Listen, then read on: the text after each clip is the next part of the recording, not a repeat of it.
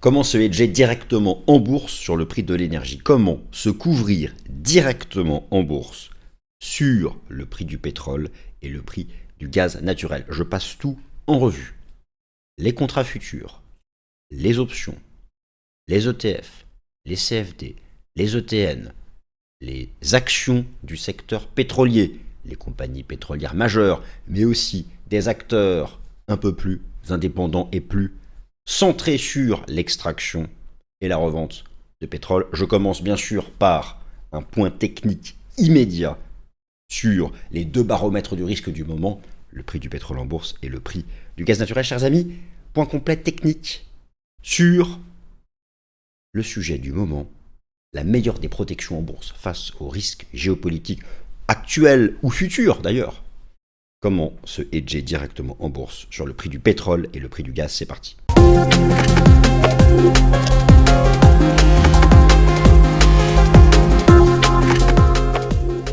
Cette émission vous est présentée par Swissquote. Le contenu de cette vidéo ne constitue en aucun cas un conseil financier. Merci à tous. C'est parti les amis, comment se hedger directement sur le prix du gaz et du pétrole en bourse? Je déclare la session ouverte. Le plan s'affiche sous vos yeux. 5 grandes parties. Nous commençons par l'analyse technique immédiate du prix du pétrole et du gaz naturel en bourse avec le positionnement institutionnel. Les choix boursiers de couverture directe sur le prix de l'énergie. Actions pétrolières, attention aux majors intégrés versus les producteurs indépendants. Exemple concret d'instrument de couverture. Exemple concret d'une option call sur le prix du pétrole. Et je commence par l'analyse technique et le positionnement institutionnel sur le pétrole et le gaz. Alors, en ce qui concerne le positionnement institutionnel, j'utilise le rapport Commitment of Traders de la CFTC. Et vous allez voir, je vais vous remontrer, bon, c'est facile après coup, mais enfin, quoi que je l'avais montré, mais peu importe. La position nette, donc la différence entre les achats et les ventes sur les contrats à terme, options plus contrats futurs sur le pétrole, était revenue pile poil, mi-février, sur son plus bas de 2008. Et puis ça rebondit dessus, comme ça. Complètement incroyable. Est-ce que ça allait rebondir dessus s'il n'y avait pas eu les attaques? Dans tous les cas, il y avait déjà une tension au Moyen-Orient. Mais bon, bref, en tout cas, c'est comme ça. Donc d'un point de vue technique, on reprend un peu la cartographie. L'idée, c'est de refaire le point sur les signaux techniques, de bien comprendre quand est-ce que le pétrole est une menace, c'est-à-dire quand est-ce qu'il représente une alerte rouge pour le rebond de l'inflation, quand est-ce que au-dessus d'un certain prix, il y a un choc inflationniste. Encore faut-il s'y maintenir. Il y a bien sûr, dans tout ce dont là, nous allons parler, je vous remonte les principaux niveaux techniques, mais la principale incertitude, c'est le facteur temps. Combien de temps le marché va passer au-dessus de certains seuils? Donc déjà, première chose, et l'importance, vous allez voir de la clôture technique mensuelle. Première zone, ça je vous les remonte, je vous ai déjà montré ça depuis fin février. La zone d'alerte rouge au-dessus de 80 $. Alors, pourquoi la zone d'alerte rouge au-dessus de 80 $? Parce que toute l'année 2025 a été passée sous 80 $, donc c'est tout con. Lorsque vous allez faire le taux d'inflation du pétrole, la contribution du pétrole, là je parle du brut, à l'inflation, tout ce qu'au-dessus de 80 $, il y a un delta positif, donc un rebond de l'inflation. Et au-dessus de 92-94, je parle de choc inflationniste, parce que là, le delta, on parle d'une hausse qui est supérieure à 30% de ce que fut la moyenne des prix en 2025, et oui, forcément, cela maintient au moins l'inflation nominale. L'inflation sous-jacente, ça se discute parce que ce sont surtout les services, mais ça maintient l'inflation nominale, un point de pourcentage au-dessus minimum de la cible de la Fed. Ça, c'est si on s'y maintient plusieurs mois. Je vous ai réexpliqué la semaine dernière que si le prix du pétrole se maintient dans cette zone-là, un mois, il ne se passera rien. On commence à s'inquiéter à partir de 2-3 mois. Au-delà de 3 mois, vous n'échappez pas au rebond de l'inflation. Alors bien sûr, là c'est le choc inflationniste. Le mode hors de contrôle, c'est un prix du pétrole au-delà des 130 $, qui reviendrait tester son record ici de 2008. Ce qu'il faut savoir, c'est que par exemple ici, au moment du déclenchement de la guerre en Ukraine, ce qu'on estime en fait, c'est que la guerre en Ukraine, dans les premières semaines, a créé une contrainte d'offre de 2 à 2,5 millions de barils. Là, l'Agence internationale de l'énergie a expliqué qu'au stade actuel, par rapport au blocage du détroit d'Ormuz, on est sur 7 à 8 millions de barils qui ne passent plus. Alors, est-ce que ça va repasser pour l'Inde? Est-ce que ça va repasser pour la Chine? Vous voyez, ça va être moins au final. Mais quand bien même ce serait moins, on est au-dessus de la contrainte d'offre liée au déclenchement de la guerre en Ukraine. Donc logiquement, on devrait déjà être au-dessus, mais on n'y est pas. Voilà, bon, en tout cas, voilà les seuils. Une vraie zone d'apaisement, c'est repasser sous les 80 $. Repasser sous les 80 $, c'est qu'il y a une super bonne nouvelle géopolitique, enfin bonne nouvelle, façon de parler, comprenez ce que je veux dire, et là du coup, il n'y aura pas de choc inflationniste. La clôture mensuelle sera vraiment importante, je vais vous montrer la clôture mensuelle. Donc j'ajoute les enseignements du système Ishimoku maintenant, donc effectivement en weekly on donne un signal, hein. On a quitté par le haut tout un trend de baissier en place depuis fin 2022, et en mensuel, regardez, en Ishimoku ça va être intéressant parce que si la clôture mensuelle se fait au-dessus des 90, on donne un vrai signal bullish en Ishimoku mensuel. Et là, les choses pourraient être compliquées. Donc, en fait, si vous voulez, ce que nous dit l'analyse technique, c'est que si le prix du pétrole se maintient dans les zones hautes à la fin du mois, et qu'on est quand même parti pour souffrir un certain temps. Ça, ce sont les enseignements de l'analyse technique. Alors, quelle est la probabilité d'un cessez-le-feu d'ici la fin du mois de mars? Ça évolue tous les jours. Voilà. Mais en tout cas, techniquement parlant, retenez ces principaux niveaux pour la cartographie technique. Il y aurait une zone d'entre-deux, qui peut être réaliste même si le conflit s'arrête, entre 80 et 90 $. Oui, ça pousse un peu l'inflation nominale, mais ça resterait sous contrôle. Et l'inflation sous-jacente pourrait elle continuer de baisser parce qu'il y a d'autres contributions. En ce qui concerne le prix du pétrole, du gaz naturel, le contrat à surveiller, c'est le contrat du gaz dit européen. Le contrat TTF à la bourse d'Amsterdam, sur lequel d'ailleurs vous avez des options, des contrats futurs. J'y viens, j'arrive dans la vidéo avec tout le détail de ce que vous pouvez faire directement sur le pétrole et sur le gaz. Il n'y a pas d'alerte rouge technique, tant qu'on ne dépasse pas ce niveau des 56-57. Voilà. Donc quand j'enregistre la vidéo, on est à 50. Donc là, sur le gaz européen, retenez ça. 56-57. Si on break à la hausse, on va aller dans les mêmes signaux ici que le déclenchement de la guerre en Ukraine, et là, ça va être moche. Donc, voilà, là, techniquement parlant, c'est sous contrôle, sous 56-57. Alors que sur le pétrole, donc, nous sommes déjà dans une zone de choc inflationniste, en termes de prix, pas encore en termes de temps. Nous sommes dans la zone de prix de choc inflationniste, si on s'y maintient plus de 2-3 mois. Voilà.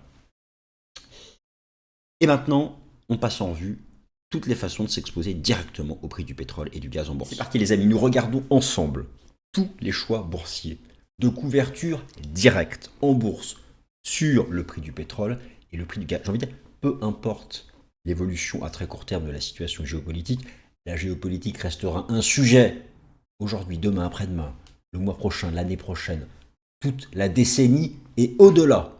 Donc, il faut savoir comment. Vous savez, dans cette affaire, la meilleure des stratégies, depuis le début, dans les 10 jours qui ont suivi le début des opérations, quelle a été la meilleure stratégie de couverture du portefeuille?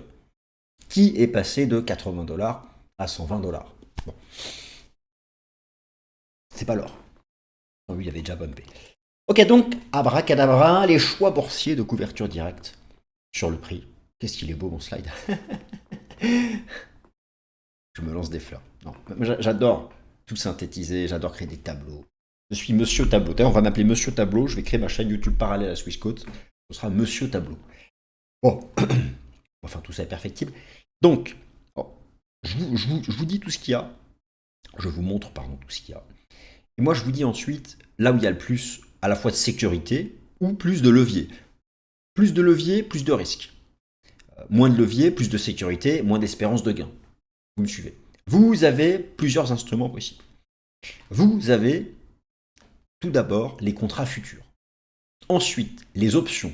Donc, contrat futur, vous allez acheter un contrat futur sur le pétrole ou sur le gaz. Donc, vous avez l'effet de levier, vous avez une échéance, et c'est du trading de marge. Vous avez déjà tradé des contrats futurs, vous avez peut-être déjà tradé des CFD, je vais en parler, les CFD. C'est du trading de marge, d'accord? Une partie du capital est immobilisée sur votre compte, vous vous exposez à une valeur notionnelle qui est bien supérieure à cette partie immobilisée. Attention, si le marché décale dans l'autre sens et que la perte latente dépasse le capital immobilisé, c'est l'appel de marge. Si la vol est trop forte que le broker n'a pas le temps de vous déboucler, derrière, c'est le solde débiteur. Ça, c'est la limite des contrats futurs, même si là, c'est quand même peu probable. Enfin, rappelez-vous, le pétrole négatif en avril 2020, sur l'échéance du contrat futur d'avril 2020. je ne sais plus si c'était avril ou mai 2020. Rappelez-vous le pétrole négatif. Il ne fallait pas être à l'achat. Il ne fallait pas être à l'achat sur les contrats à terme. C'est le risque des contrats futurs. Ce ne sera pas le risque avec les options, vous allez voir. Donc, d'abord, les contrats futurs, donc sur le WTI, sur le Brent, les contrats futurs sur le gaz, à la bourse de Chicago ou à Intercontinental Exchange, ICE, c'est sur la bourse d'Amsterdam. Je vous en ai déjà parlé à plusieurs reprises. J'ai fait à l'instant l'analyse technique dessus. Le contrat de gaz européen qui fait référence pour l'Europe, c'est ce qu'on appelle le TTF. Le TTF. Je ne sais même plus ce que ça veut dire comme acronyme. Ça m'échappe. On s'en fout. C'est le contrat qui fait référence. Sur le TTF, vous avez des ETF, vous avez donc des contrats futurs, vous avez des contrats d'options. Donc le contrat futur, c'est bien, mais c'est volatile, il y a du levier. Il faut maîtriser le trading de marge. Alors, si vous maîtrisez, vous comprenez pas, si vous maîtrisez pas le trading de marge et le principe de l'appel de marge, vous pouvez appeler votre conseiller, il vous explique. Vous faites des essais, mais si c'est compliqué pour vous, oubliez. Alors ensuite, les options. Les options, c'est probablement ce qui peut vous faire fuir. À première vue, j'y comprends rien, les options, les grecs, le θ, le machin, la valeur temps, le delta, je comprends rien, le strike. Mais c'est pourtant moins risqué que les contrats futurs. À mon humble avis, pourquoi ? Lorsque vous allez acheter une option call sur le pétrole ou une option call sur le gaz, ça a un coût. Ce coût, c'est ce qu'on appelle la prime à payer. Votre perte est limitée au montant de la prime. Vous achetez des options call sur le pétrole, strike 150, je dis n'importe quoi, $150. La prime, et je dis n'importe quoi aussi, tout à l'heure on voit un exemple concret, la prime est de $500. Dans tous les mondes possibles, vous ne perdrez jamais plus que 500. Avec les options call, dans ce cas de figure, sur le pétrole et sur le gaz, vous connaissez à l'avance votre perte maximale. Ce n'est pas le cas avec les contrats futurs. Effet de slippage, le broker ne vous déboucle pas avant l'appel de marge, boum, solde débiteur. Ça n'arrivera jamais, retenez bien, ça n'arrivera jamais avec les options. Donc, moi j'ai tout de suite une préférence pour une option call sur le pétrole, une option call sur le gaz. Attendez, là je parle pas de la tendance, là c'est théorique. Je ne dis pas que le pétrole et le gaz vont continuer de monter et tout, ça on s'en fout, on vient de parler d'analyse technique. Et puis peu importe le court terme, tout ça sera très valable pour les prochains mois, les prochaines années. Donc moi déjà je vous dis, entre les contrats futurs et les options, allez sur les options. En plus c'est passionnant, il y a plein de choix possibles, des strikes. Après on me dit oui les options j'y comprends rien, les grecs, etc. Bon, vous concentrez sur le strike, vous vous concentrez sur la valeur temps. Voilà. Alors j'ai un exemple concret qui arrive tout à l'heure. Donc pour ce qui est du gaz européen, n'oubliez jamais c'est le contrat TTF sur lequel vous avez des options, c'est coté à Amsterdam et des contrats futurs. Alors ensuite, la solution la plus simple c'est les ETF. Là l'ETF, c'est simple, il réplique le sous-jacent, bête et méchant. Liquidité très élevée, il suit le prix du pétrole. Par contre, vous n'aurez pas... Alors, il peut y avoir des ETF qui font du x2, x4, mais vous n'aurez pas l'effet de levier. Avec les options, le levier, ça peut être de 50, 100, 150, 200, il n'y a pas de limite. Pas de limite. Donc, c'est moins excitant en termes d'espérance de gain. Bon, par contre, forcément, là, il n'y a pas de levier, il y a moins de risques. Donc, on fait un premier résumé. Donc, toutes les caractéristiques sont là, les avantages, les risques. Moi, je lis simplement ce que j'estime être le plus important, mais vous gardez ce tableau de votre côté. Mais retenez donc, pour les contrats futurs, il y a du levier, mais la perte est en théorie illimitée. Parce que vous pouvez être débiteur en cas d'effet de slippage. Les options, la perte est limitée à la prime à payer. Moi ça me va. Je parle d'une option call. Parce que là, on cherche à se couvrir, on cherche à profiter de la hausse du prix de l'énergie. Les ETF, bon, oui. Vous avez des ETF. Alors là, vous avez des exemples d'émetteurs. Donc j'ai mis des émetteurs, Wisdom Tree. Vous avez tout un tas d'émetteurs ici que j'ai pris quelques exemples. Il y a plein d'émetteurs, chacun ses ETF. Ça réplique soit le Brent, soit le WTI. Et pour le gaz US, on s'en fout. Là, on regarde le gaz européen qui est le TTF. Ensuite, vous avez des ETF sectoriels. Donc je vous ai par exemple beaucoup montré, je vous ai montré à plusieurs reprises, je vous ai montré les indices sectoriels du S&P 500 et je vous avais notamment montré l'indice sectoriel de l'énergie, le S&P 500 énergie qui a donné son signal d'achat en janvier. Il y a des ETF là-dessus. Vous avez des ETF. Là-dessus. Ensuite, vous avez autre façon de se couvrir directement, les actions alors soit des compagnies pétrolières majeures avec activité intégrée, elles font tout. Elles extraient, elles produisent, elles raffinent, elles distribuent. Ça peut être compliqué. Pourquoi? Parce que vous pouvez gagner sur l'extraction-revente. Par contre, celles qui font les Total, les Shell, les Exxon, les Chevron, etc., qui font aussi raffinage et distribution, elles font toute la chaîne. En bout, si la demande chute, c'est un ralentissement économique, elles vont souffrir en raffinage et en distribution. Donc, pour moi, le meilleur levier, ce sont les producteurs indépendants, les pure players, extracteurs, revendeurs. Extracteurs, revendeurs. Eux, ils extraient, boum, ils revendent direct et au prix du marché. Donc, si le pétrole bourre, eux, c'est direct. C'est direct, gling, gling, gling, gling, ça rentre. C'est la machine à sous. Et notamment, aller voir du côté des actions. Je vous ai parlé je vous avais parlé de Vista Energy la semaine dernière. Une entreprise comme Vista Energy, c'est du pétrole de schiste, c'est en Argentine. Voilà, il faut aller du côté des pure players, très très très loin du Moyen-Orient, faut pas déconner, qui font que extraction, revente. Là, vous aurez du levier direct. Alors ensuite, vous avez les contrats CFD sur le pétrole et gaz. Alors, vous connaissez vous connaissez probablement les CFD, vous en faites probablement sur le marché d'échange. Alors c'est du trading de marge comme les contrats futurs, c'est plus facile à comprendre que les contrats futurs. Moi, honnêtement, je vous dis, entre les CFD, c'est mon avis, c'est pas l'avis de Swissquote, c'est mon avis. Entre les contrats CFD, Contract for Difference, les contrats futurs et les options, je vous dis les options. C'est ce qui semble le plus dur, alors qu'en fait, une fois qu'on a compris le fonctionnement des deux grecs qui comptent, la vol, la valeur temps, l'écart au strike, et que vous avez compris que vous ne risquez que la prime, la partie gestion du risque, elle est loquée, et c'est ça qui compte. Alors ensuite, vous avez aussi des ETN, voilà. Concrètement, je pense que là, les contrats futurs, les options, les ETF, les actions du secteur pétrolier en se concentrant sur les pure players, extracteurs, revendeurs, on est pas mal. Alors justement, un petit focus là-dessus. Alors c'est vrai que lorsque vous regardez les... voilà, alors là, Total Energy s'est envolé. Quand j'enregistre la vidéo, donc Shell, je vous montre des exemples, ExxonMobil, ok Chevron, voilà, ok très bien. Et je vous montre aussi, regardez, Vista Energy. Vista Energy, ça c'est un pure player.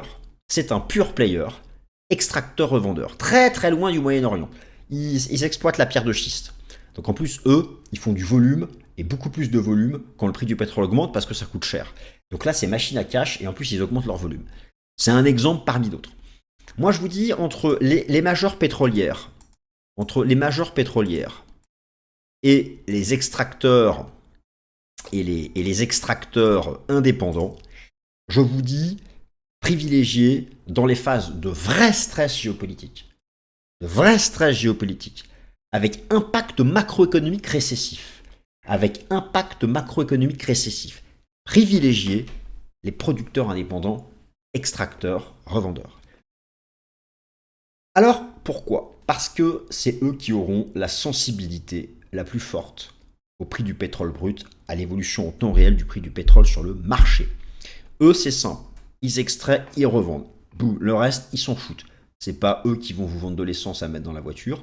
C'est même pas eux qui raffinent. Ils font rien. Enfin, si. Ils vont le chercher. Et puis, ils le sortent, mais en brut. Bon. Donc, eux, en fait, le business model est simple. Le problème des majors dites intégrés, c'est que eux, ils font tout.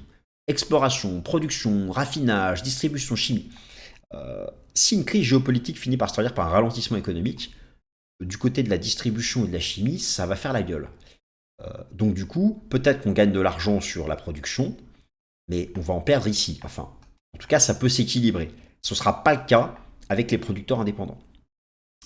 Donc, au final, la vraie sensibilité au prix du pétrole, ça va être du côté donc, de ces producteurs indépendants. Je vous ai mis quelques noms ici, je vous ai donné l'exemple de Vista. Après, bien sûr, la sélection se fait à l'aide de l'analyse technique des marchés financiers. Nous continuons par des exemples d'instruments de couverture. Alors là, je donne quelques exemples, je vous donne des tickers, quelques émetteurs. Enfin, il y en a tellement, si vous voulez, des émetteurs. Après, voilà, Pourquoi prendre l'ETF de cet émetteur? Pourquoi prendre Wisdom Tree et ou Invesco ou je sais pas quoi d'autre? Bon, à vous de voir, hein. Faut voir la taille de la boîte, ce que vous faites, est-ce que l'émetteur a un risque de faillite? Voilà, mais prenez les gros émetteurs, c'est kiff-kiff, c'est concrètement kiff-kiff. Non, maintenant il faut savoir quoi faire. Alors, pour le pétrole en Europe, c'est le Brent. Donc le ticker par exemple du Wisdom Tree Brent Crude Oil, BRNT, voilà.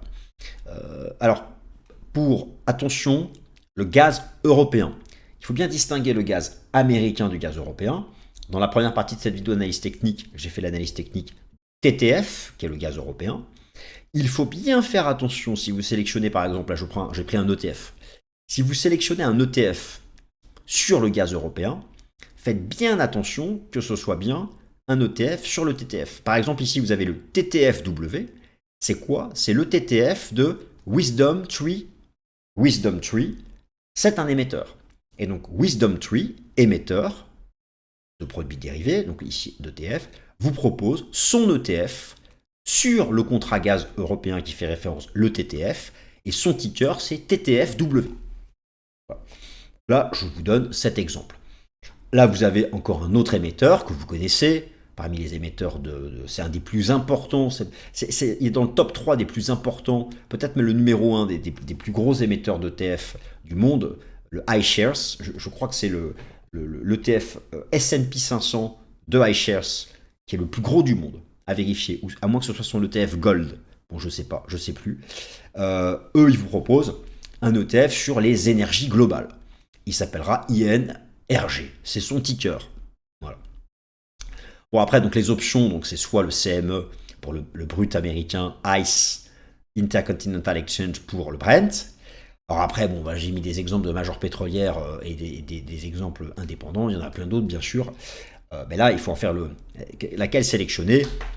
Bon, en général, ils ont tendance à avancer ensemble. L'analyse technique peut faire la différence.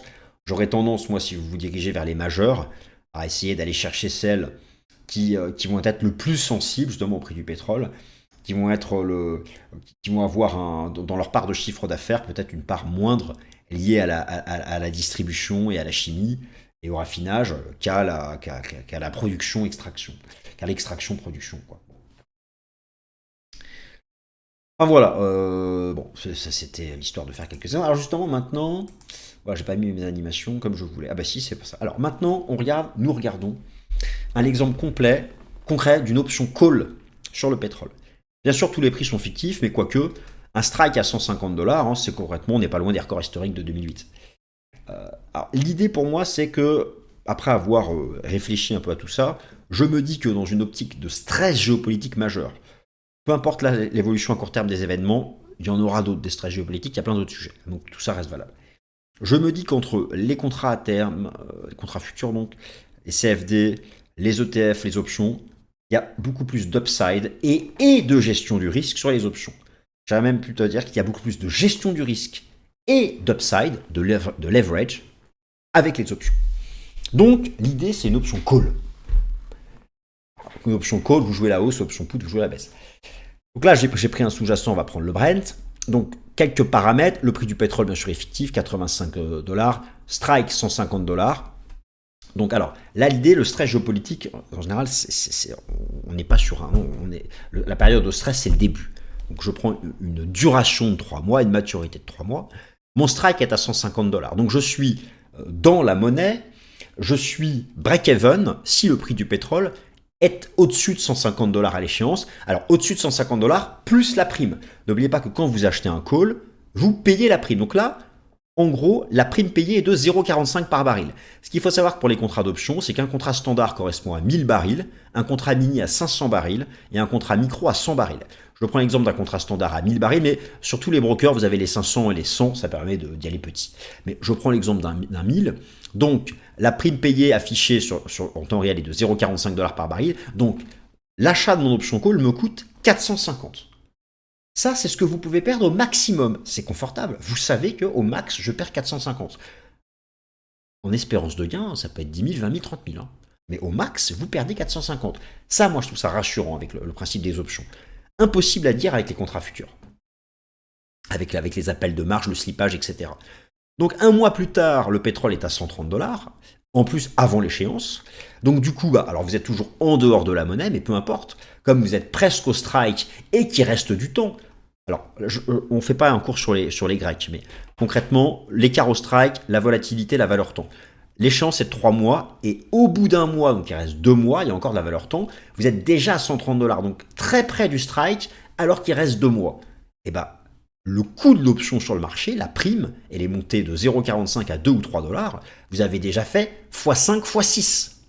x5, x6, alors que vous n'êtes même pas à la monnaie. Mais imaginez-vous, vous vous embêtez pas, vous regardez pas, vous attendez l'échéance. Vous attendez l'échéance. Donc, vous attendez l'échéance. Alors, c'est-à-dire que là donc, si c'est à 2 ou 3 $, vous êtes déjà à 2000, 2500 de gains. Pour 450 investis, on n'est pas dégueu en pourcentage. 2500 de gains pour 450 investis. Si vous avez mis 4000 de prime, je vous laisse faire le calcul. Là, on voit que c'est quand même intéressant les options pour la gestion du risque et pour le levier. Maintenant, vous ne pouvez pas vous embêter avec ça, vous attendez le jour d'échéance. Bon, le strike est de 150, donc si le pétrole à maturité est à 150, vous perdez la prime. Vous perdez la prime. S'il est à 160, vous gagnez 10 $ par baril. Vous gagnez 10 $ par baril. 10 $ par baril, bon, 1000 barils un contrat standard, 10, donc ça fait 10 000, 10 fois 1000, moins la prime, parce que vous ne la récupérez pas la prime, vous avez un gain de 9 550. Si le baril est à 170 $, un gain de 19 550. Si le baril est à 200 $, un gain de 49 550. Un gain de 49 000 pour avoir investi 450. Et c'est, en pourcentage, c'est énorme. Énorme. Ça, c'est les options. Et jamais vous n'avez été... Jamais le risque dépassait 450 $. Voilà, chers amis, donc ça c'était l'exemple. Donc voilà, je pense qu'au final, conclusion de cette vidéo, la meilleure façon de se couvrir, c'est en cas d'envolée du prix du pétrole et du gaz, ce sont les options call. J'espère que cette vidéo vous a intéressé et quant à moi, je vous remercie de m'avoir écouté. Ce contenu est informatif et éducatif destiné aux personnes connaissant les marchés financiers. Il ne constitue pas un conseil en investissement, juridique ou fiscal. Le trading et l'investissement comportent des risques, notamment la perte de capital. Les CFD et actifs numériques sont volatiles et ne conviennent pas à tous. Swissquote décline toute responsabilité quant à l'exactitude du contenu ou aux pertes liées à son usage. Produits et services disponibles selon la législation en vigueur.